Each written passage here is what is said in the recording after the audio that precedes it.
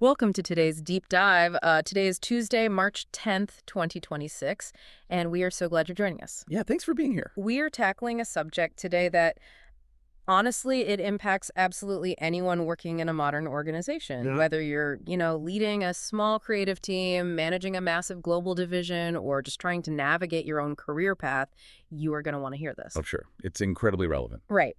So we're looking at a massive new research paper by Dr. Jonathan H. Westover. It's called The CEO Paradox, Leading Transformation and Trust in 2026. Which I know sounds a bit academic. Yeah, exactly. The title's a little dense, but the insights here are incredible. He essentially took a mountain of data to figure out exactly what the most successful leaders are doing differently right now. Right. Can you give us a sense of the sheer scale of this research before we get into it? I'd be happy to. So the foundation of this research is PwC's 29th Global CEO Survey. Okay. And we are talking about highly detailed, on-the-ground insights from over 4,450 executives. Wow. Yeah, spread across 95 different countries. Yeah. So this isn't just theory. It's a very real snapshot of global leadership in 2026. Which is a pretty chaotic moment.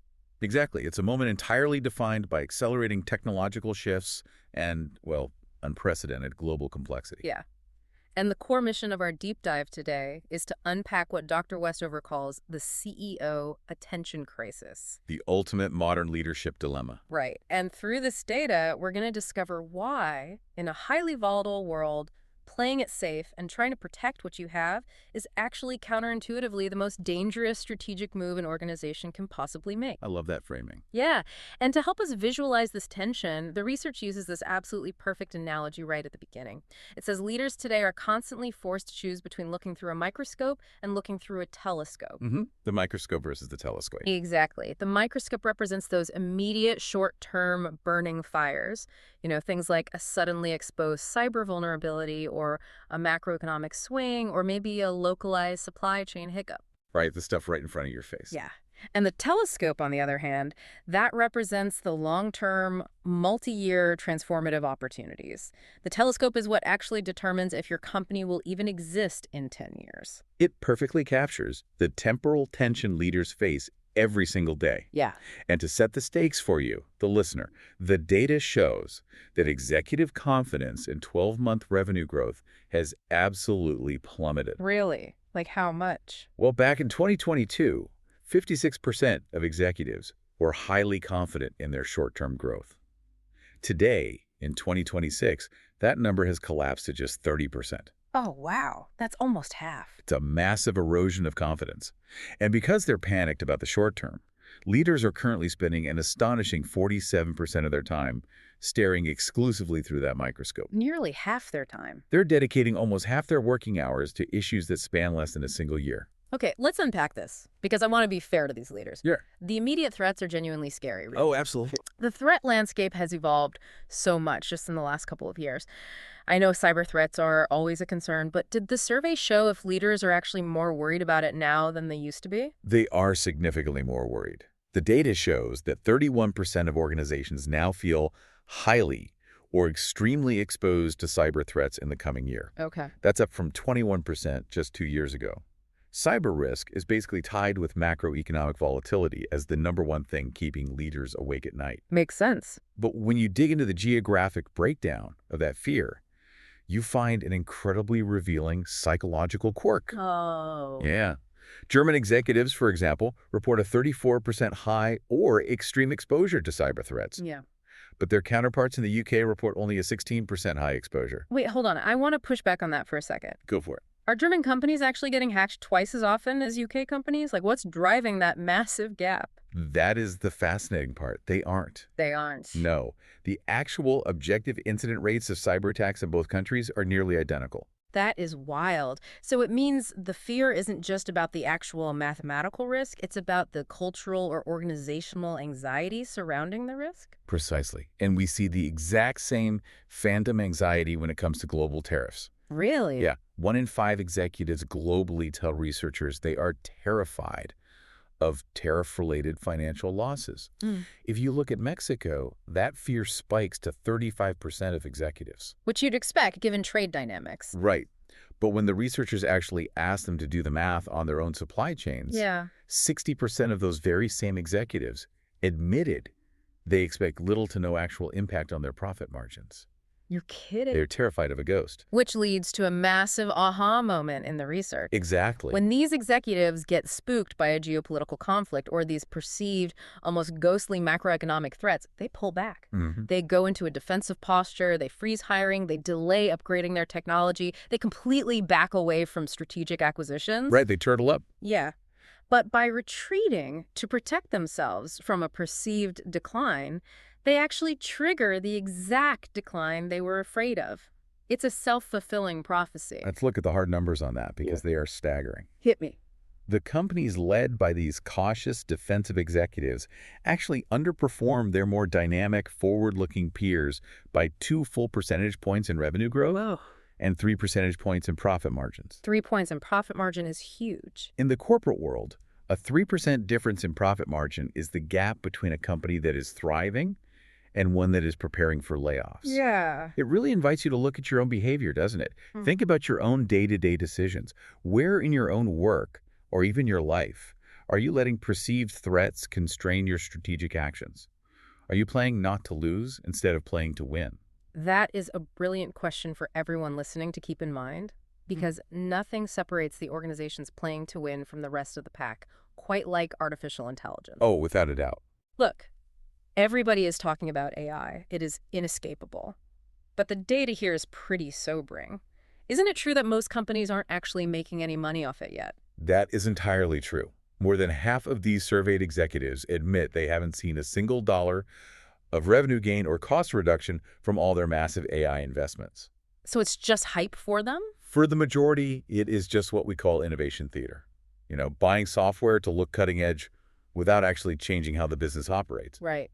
However, there is an elite group making up about 12% of the surveyed organizations that the research labels the AI vanguard, and they are absolutely crushing it. So what are that 12% doing differently? Because I imagine they aren't just handing everyone a ChatGPT account and hoping for the best. Not at all. Yeah. They execute across 4 very specific foundational pillars: Okay. technology integration, strategic roadmaps, risk management, and cultural enablement. Got it. The research provides some fantastic case studies for how this actually looks in practice.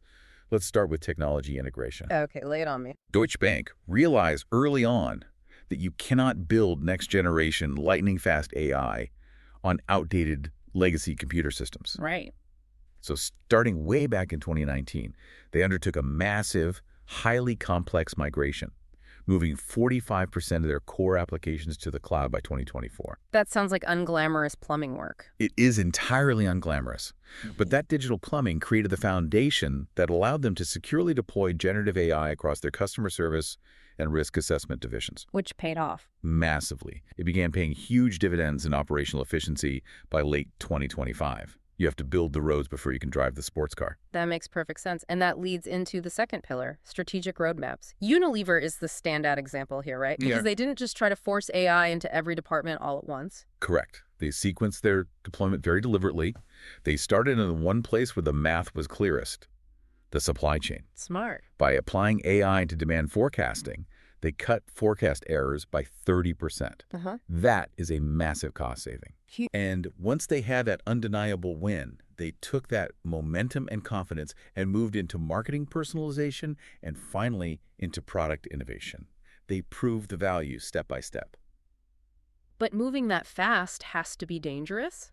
What about the third pillar, risk management? Right. How do you prevent an AI model from hallucinating or making a heavily biased decision that gets the company sued? The vanguard organizations build in heavy guardrails.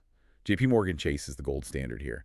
They created a centralized AI ethics committee. Okay. And this wasn't just a group of executives writing polite suggestion memos. They gave this committee a literal stop button. A stop button. If an AI model showed any issues with fairness, bias, or lack of transparency, this committee could immediately halt its deployment. Wow. Having formalized governance like that actually allows an organization to move much faster because the engineers know they have fully functional brakes.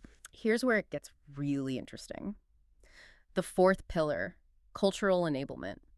Because you can have the best cloud infrastructure and the smartest ethics committee in the world, but none of it matters if your human employees refuse to use the tools. Exactly. Walmart's approach to this absolutely blew my mind.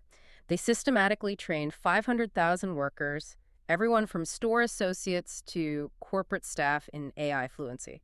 That scale is incredible. It is.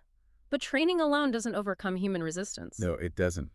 If you're a busy store manager, new software often just feels like a burden that slows you down. So Walmart changed the incentive. They actually altered the performance metrics for their store managers. Oh, really? Yeah, their financial bonuses were directly tied to customer service improvements that were driven by using AI to optimize inventory and staffing. They didn't just ask their managers to embrace the future, they literally paid them to do it.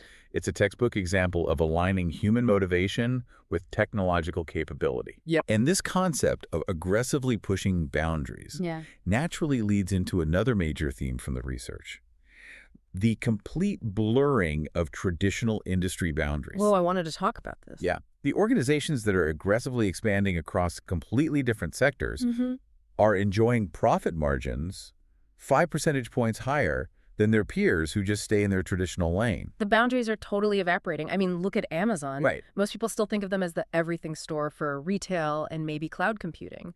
But in 2022, they bought One Medical. A huge pivot. They essentially looked at the market and said, we are excellent at complex logistics, and we have massive built-in consumer trust, so we're going to use those tools to fix your fragmented healthcare access. Yep. Or look at the auto industry. Why are BMW and Ford suddenly partnering with energy providers and insurance companies? Because you aren't just buying a piece of metal with an engine anymore. You're buying into a comprehensive mobility, energy, and insurance ecosystem. It's a profound shift in how we define a product. The survey actually notes that 44% of planned major acquisitions over the next 3 years are completely outside the buyer's current sector. Wow. Almost half. And a big part of this strategy is a concept called acqui-hiring. Can you break down what acqui-hiring actually means for the folks listening? Certainly. It's essentially when a massive company buys a smaller company, not necessarily because they want the smaller company's customer base, but because they want to absorb their incredibly talented, specialized staff. Oh, I see. Microsoft does this brilliantly.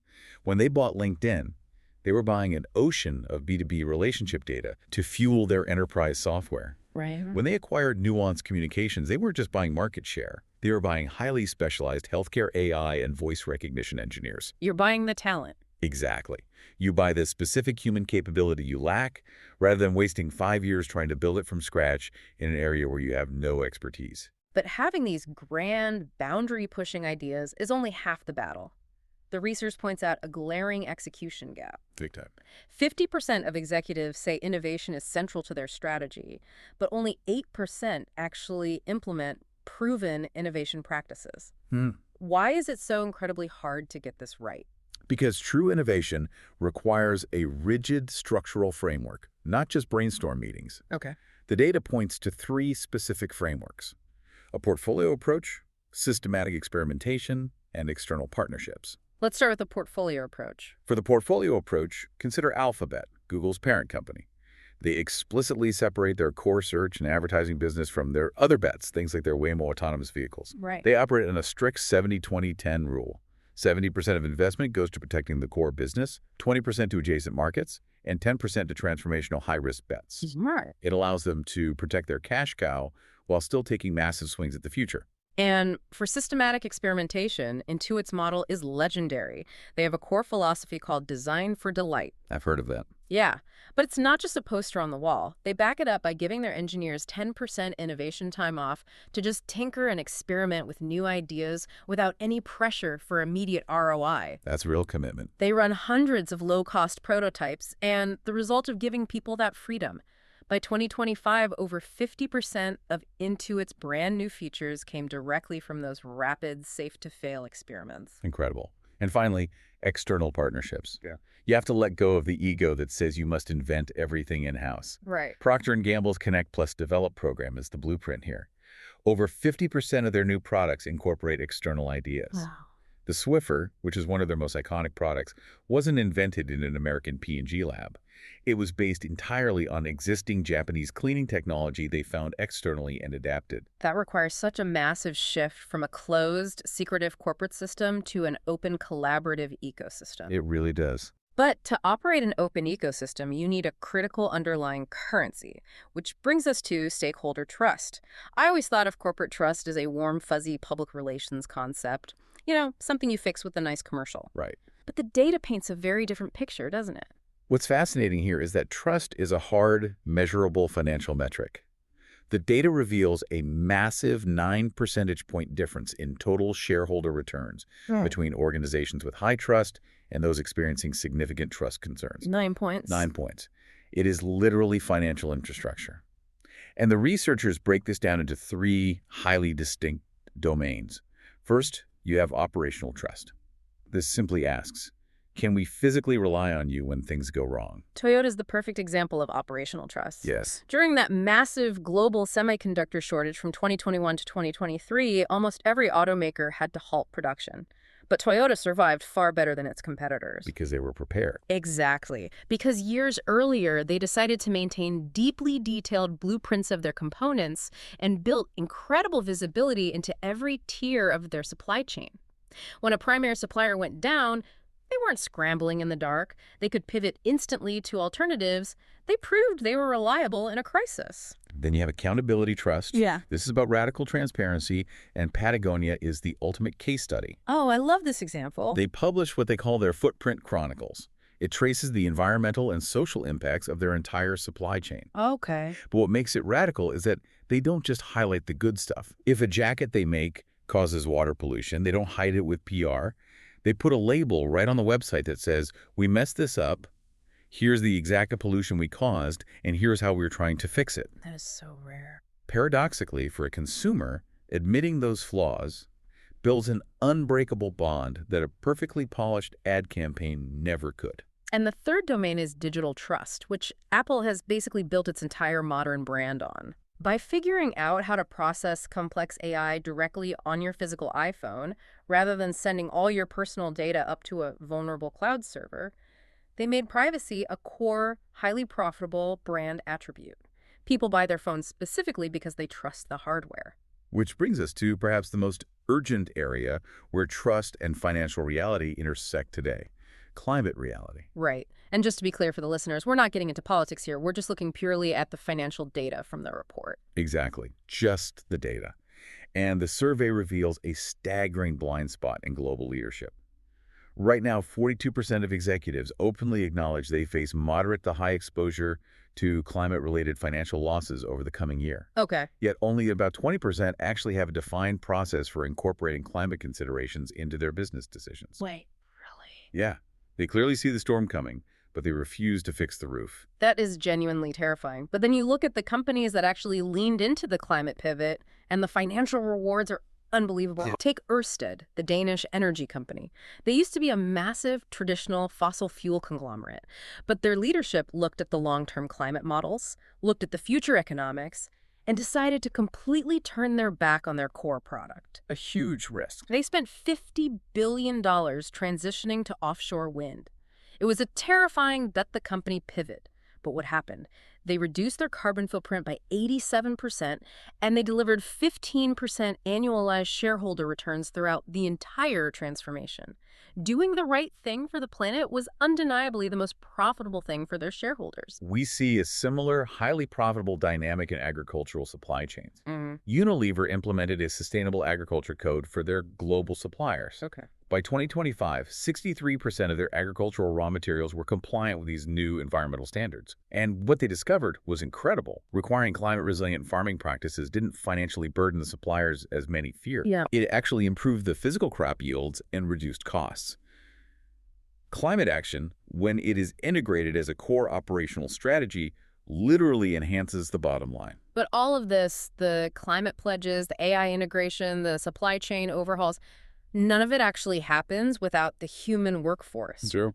And right now, the data says that workforce is highly anxious. We talk a lot about generative AI, but only 14% of workers are actually using it daily. Yeah, adoption is still low. More concerning is that over 25% of workers are actively terrified of what this technology means for their livelihoods. If your staff is terrified, how do you successfully transform your company? You don't unless you address that fear head on.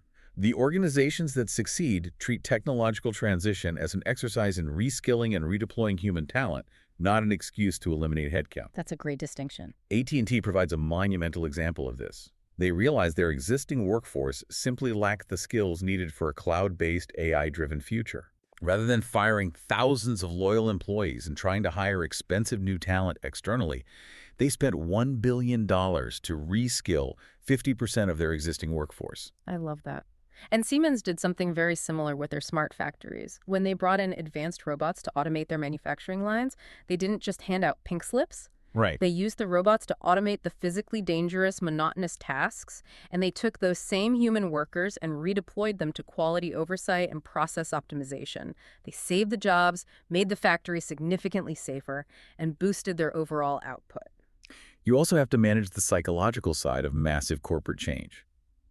Salesforce does this beautifully with their 1-1-1 model. Oh, I've heard of this. By formally donating 1% of their equity, 1% of their product, and 1% of their employees' time to philanthropic causes, they give their workforce a tangible sense of purpose. Yeah. When your daily work environment feels chaotic because of endless technological shifts, having a core, meaningful purpose outside of just driving profit keeps employee engagement incredibly high.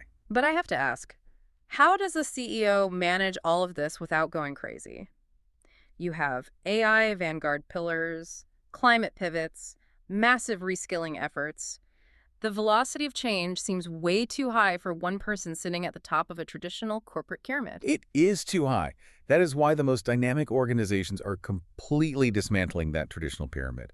They are embracing radical agility and distributed leadership. You literally cannot run a modern company like it's 1995. The case studies on restructuring in this research are wild. Take Hair, the massive appliance manufacturer. Right. They didn't just tweak their org chart, they literally broke their giant, sluggish corporate hierarchy into 4,000 autonomous microenterprises. 4,000. Each small team operates like its own scrappy startup with direct profit and loss responsibility. They make their own decisions without waiting for approval from some distant executive. Exactly. Or look at Spotify. They abandoned the traditional corporate ladder entirely to organize their engineers into autonomous squads and chapters. Netflix is another incredible example of distributed power. They democratize their internal data. They give almost every employee access to real-time performance dashboards. Wow. This means anyone at almost any level can spot a problem or an anomaly and fix it without waiting for a curated quarterly report to land on the CEO's desk. That speeds things up so much. And Capital One basically stopped acting like a traditional consumer bank. They realized the future of banking was data, so they hired a literal army of thousands of data scientists. They distributed decision-making power to the technical experts so the organization could react to consumer trends at the speed of a tech startup. So what does this all mean? When we look at the insights from over 4,000 executives in these incredible real-world examples, a few massive themes emerge. First, dynamism always outperforms defensiveness. Retreating from a perceived threat is just a recipe for your own decline. Second, foundational infrastructure matters so much more than flashy innovation theater. You have to build the cloud servers and reskill your workers before you can revolutionize your industry. And finally, trust is not a PR campaign. Trust is a hard financial infrastructure that directly dictates your shareholder returns. If we connect this to the bigger picture, it all comes back to that brilliant initial tension between the microscope and the telescope. Yeah. The data is clear. The average executive is currently spending nearly half their time fighting short-term fires, staring into the microscope. But every single piece of immense value creation we just discussed, reskilling a massive workforce, pivoting a supply chain for climate resilience, integrating AI responsibly, those are all telescope activities. They take vision. They require long-term vision. The ultimate advice for any leader right now is that you must deliberately, aggressively protect your telescope time, even when the microscope is screaming for your attention. You have to consciously reinvent your calendar to ensure you are building the future while managing the present. Absolutely. You have to force yourself to look up and look out. And as we wrap up today's deep dive, I want to leave you with a thought to mull over. We've talked a lot today about AI scaling, automation, and optimizing the workforce. So imagine this. If your organization, or even just your specific daily role, perfectly automated all of its core routine functions tomorrow, what distinctly human value would you actually provide to the world with the time you got back? That's a great question. It's a question worth asking yourself as we head into this wild future. Thank you so much for joining us and taking this deep dive with us today. We will catch you next time.